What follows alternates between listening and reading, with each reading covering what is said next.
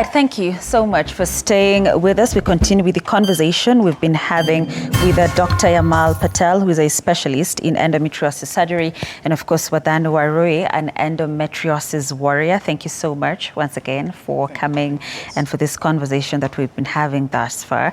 And Doc, I want to come back with you and talk about something that we've been discussing over the break, because we did establish that there's nothing we can put or we can point at as a cause for endometriosis, but like you were telling us, there are risk factors. Yes. So risk factors is different from causative agents. A causative agent is a factor that we know you do this, you get this. Right. A risk factor is you have this, you may or may not get this. So there are some risk factors that are known or to be related to endometriosis. One of them is early menarche.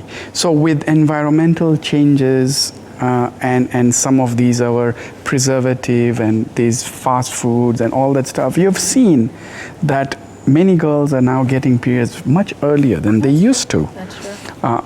That's one of the risk factors.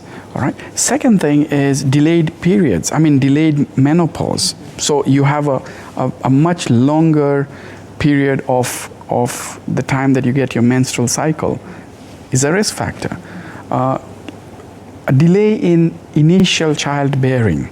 So if a woman gets her first child at a much earlier age, then pregnancy happens to be a protective effect. Mm-hmm. So if you'll realize that our mothers and grandmothers had less of this disease because two things. One, they used to start getting children earlier, and two, they used to get many children. Mm-hmm. And when that happened, then they would, in a way, have very small periods when they were getting their menses, because you're not having periods for 9 months, then you're breastfeeding, you're not having periods.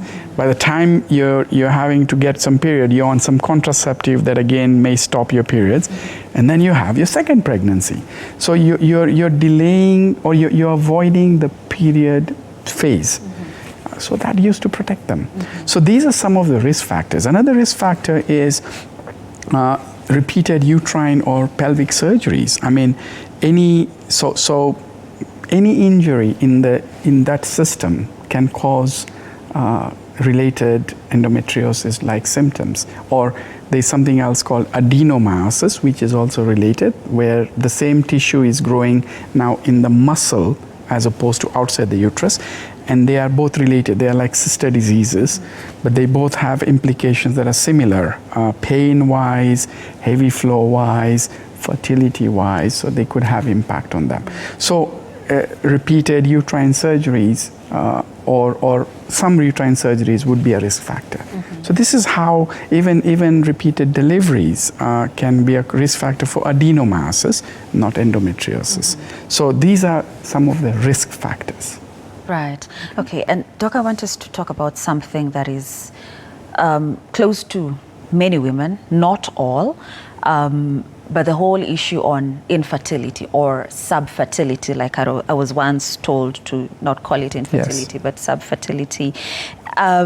Does endometriosis cause it? Without a doubt. It does. It has a major implication on fertility. Mm-hmm. And again, it depends on the extent of the disease, that it causes infertility with different mechanisms. We're not going into that theory right now, but it has impact on fertility and major impact on fertility, but there is a solution to it. So you deal with endometriosis, you correct it either medically or surgically, and you would see a big difference in these women, and they'll have their children. That's why I wanted us to get to. Yeah, but as I've said, the earlier the better. Because this disease is something that causes a lot of adhesions, I told you, of all the structures together. The moment the tubes get adherent into it, then you have a problem. They get swollen, they have fluid in it, it's called hydrosalpinx. Then those tubes are damaged, they are gone, so getting pregnant naturally becomes close to impossible. But now there is the IVF route that is still there. So basically there is solution to it, but when you get it handled early, the solutions are easier. When you get handled later, the solutions also become more complex. I think like is with any other condition, yeah? But Yes. bottom line is one can still get pregnant. Can and should. Can And should. I like should. that. I don't think there is any woman that we should be able to strike out and say, you cannot get pregnant. So it affects also the ovarian reserve. So when you have endometriosis, your ovarian egg reserve drops much faster than in a woman who doesn't have. So if I look at the egg amount and quality of a woman without endometriosis at 30 and the one with endometriosis at 30, it will be very different. So it means your time span is also shorter.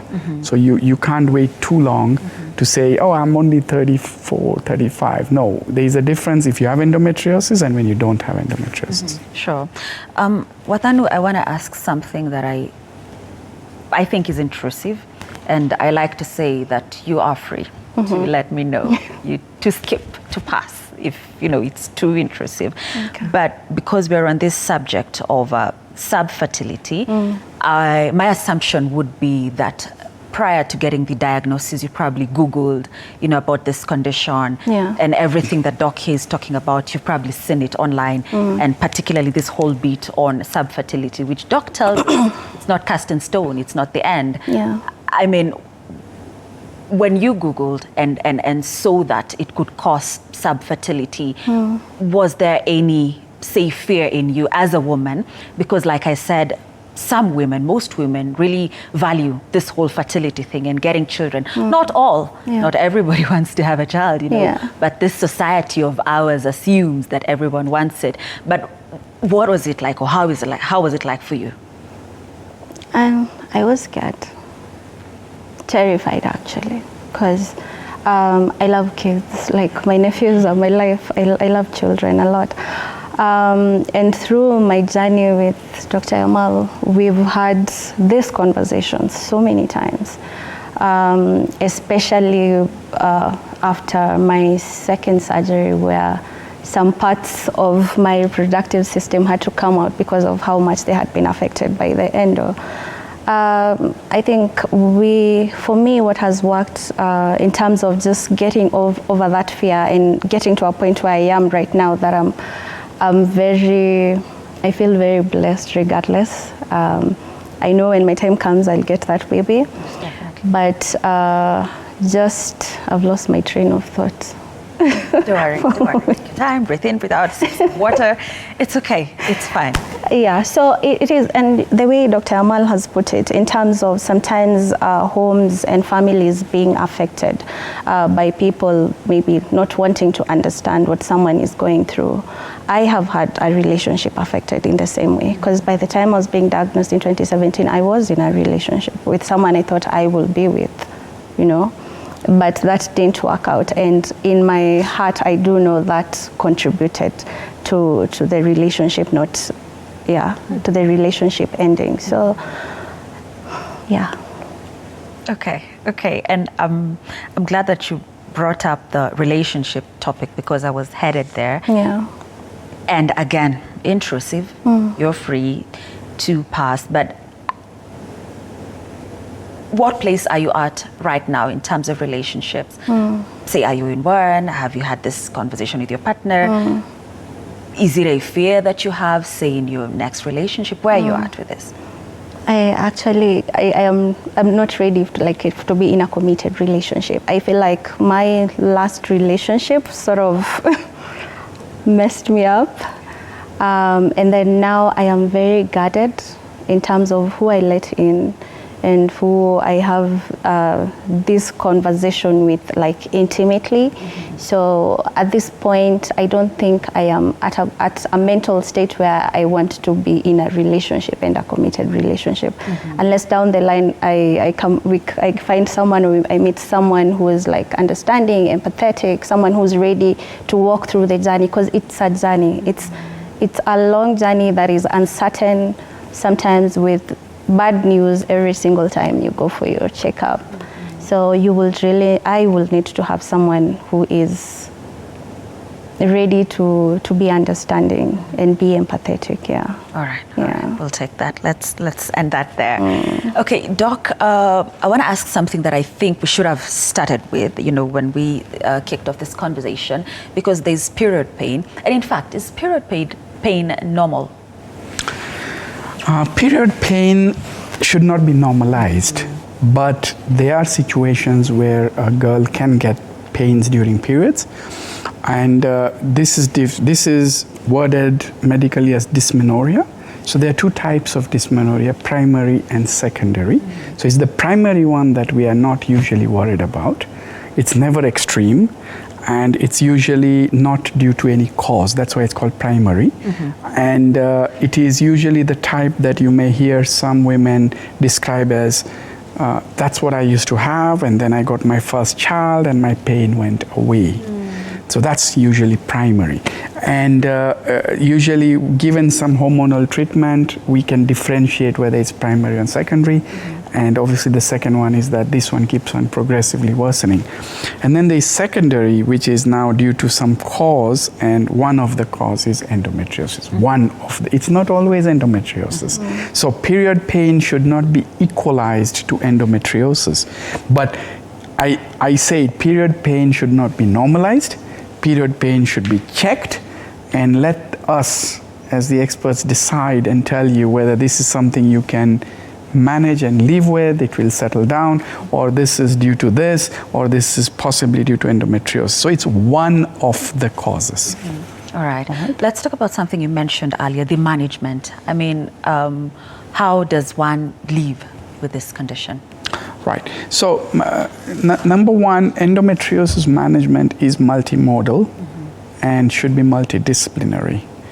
So the lead of an endometriosis management team should be a gynecologist who understands and can handle endometriosis on all aspects, right from diagnosing it, to medically managing it when needed, to surgically correcting it if needed.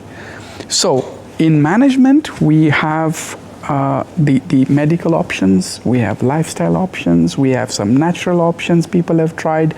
Cumin is some food that we have in India. It's good with cumin. Cumin has been found to be helpful. So there are some dietary advice that we would give people to try. Then there's medical, which is hormonal, and then there's the painkillers. So in hormonal, we have a variety of things that people have tried. And then we have what is called the surgical management.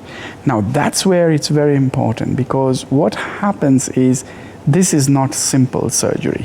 It's one of the most complex surgeries, to the extent that some people say, or most people say, it's more complex than cancer surgery, because everything just gets stuck together. And when you are trying to handle that kind of a scenario, you have a very high risk of getting complications. And it's because of this that you will hear very many women coming and telling you they've had repeated surgeries. Most women will have repeated surgeries. So our dictum number one is early diagnosis would help. Two, multimodal treatment would help, and multidisciplinary. Number three, referral to endometriosis experts and centers would help. Number four, the first surgery should be the best surgery and preferably the only surgery. So if we are going the surgical route, which is done for specific reasons, I didn't say every endometriosis patient needs surgery. Yes. But if we are going that route, then the first surgery should be the best surgery and the only surgery. How do you specialists ensure that happens? But that's what the whole difficulty is.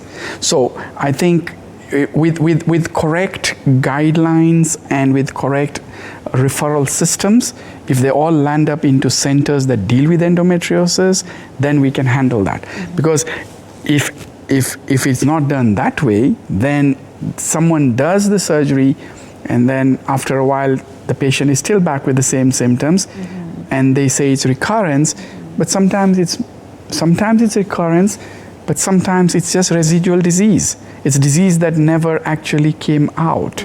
So it's because it's in such intricate places and next to such vital structures that people don't go and touch those areas. So you leave it behind. You leave the patient in the same scenario as she was after a few months.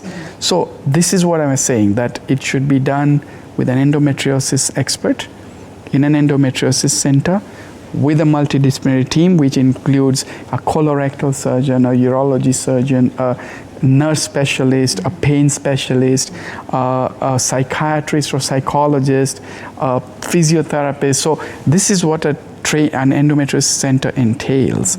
Now, if it's done in that kind of a scenario, I think the outcomes are much better. Right. Okay. Wadanu, on the back of that, let's talk management. How has it been for you managing this condition?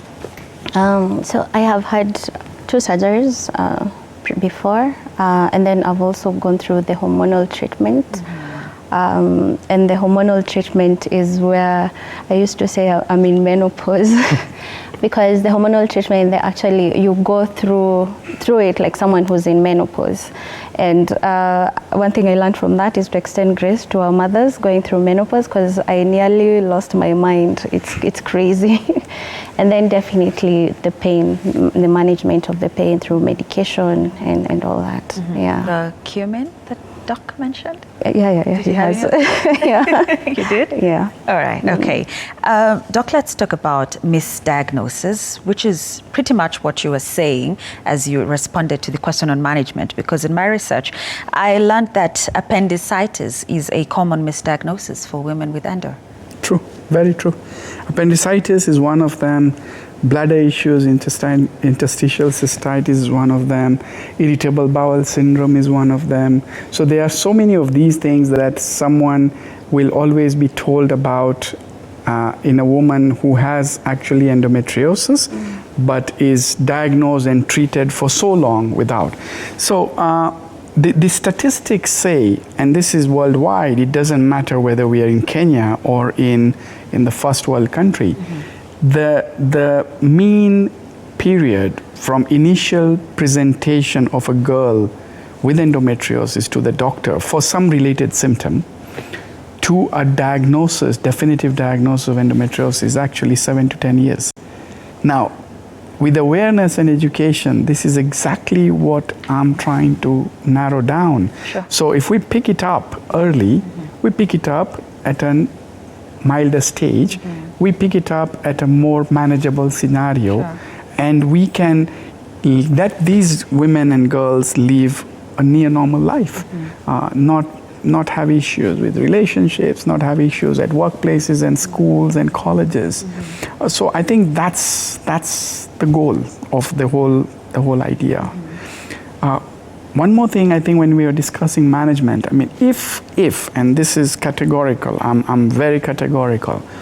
If a surgery has to be done, then in the past, people used to do what is called ablation surgery, which means go and burn the tissue and burn what you see as endometriosis. It's no longer acceptable. The treatment of choice should be the word we use, excision surgery. So what is excision surgery? It's like if you see a nodule, you have to go and cut it out in totality. So the reason ablation never works is when you see a small lesion out here, it's like a tip of an iceberg. What is behind there would be that big. And you would burn the tip there and think you're done with it. But you're leaving the whole disease inside. So one very important message out to patients is please try and discuss excision surgery with your doctors. That's what is recommended. And because you said if surgery is really necessary, that begs the question, when does one really have to have surgery? All right. So management of endometriosis, once a diagnosis is made, is based on, it's preference based. So what do I mean by preference based? There is no standard treatment that we can roll out for every single endometriosis patient. If a patient's main symptomatology is fertility, we direct our treatment to fertility. okay? And we have from medications to including artificial reproductive therapies, and including IVF as an option in that direction. So we could do that without surgery as option one for such a woman. The woman who comes and presents with pain, and it's extreme that it's now affecting her day-to-day life and quality of life. So quality of life and day-to-day effect due to pain-related symptoms. And if we are examining her, there are obvious nodules. Nodules are like fibrotic lesions of endometriosis in different places of the pelvis. They will not respond to medication. So it doesn't matter how much medication I give these women, it's only temporary. Eventually, they may need those nodules removed. So quality of life, pain-related symptoms with obvious big nodules may need surgical intervention. Pain symptoms, but no obvious nodules, so it could be superficial or early stage disease. Medical management is enough. We suppress it medically. So not all women require surgery, by the way. But when they do, I said two things. One, excision surgery. Two, preferably by an endometriosis team that can handle every aspect of it.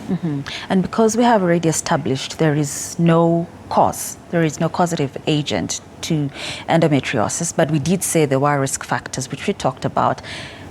Does this mean there is no way to prevent endometriosis? So prevention is a topic that we can discuss as possible and also not possible. What I mean by that statement is, number one, there is no sure short way of saying do this and you'll never get endometriosis. But some hormonal treatment, okay, or contraceptives for that matter, are known to suppress endometriosis. So once a woman is active and is now going into hormonal, maybe is going into family planning options, there are some hormonal options that would suppress endometriosis from growing. So these are options that we could discuss. So someone with painful periods, requiring contraceptive advice because they are not ready yet to conceive, we could consider these options as options to suppress it. Yeah. Right. Now, Wadanu, we did say that there are about 190 million women and girls of reproductive age with this condition. That is according to WHO. And Doc here said the number could even be more because of those who are yet to be diagnosed. I mean, what would you want them to know? Those women and girls that are probably watching you right now and living with this condition. I think I would tell them, let's keep self-advocating in terms of the treatment choices, in terms of seeking second opinions if you need it. Because I feel like for myself, had I really pushed before I was diagnosed, because I was seeing different specialists, I was seeing them for different reasons. Each was because of a symptom that I had. Had I pushed, because I was even telling Doc the other day that at one point I told a doctor that I feel like when I'm almost going to have my periods, that's when my back is killing me, or I'm having pain in my pelvis, and the doctor clearly told me it's not relatable.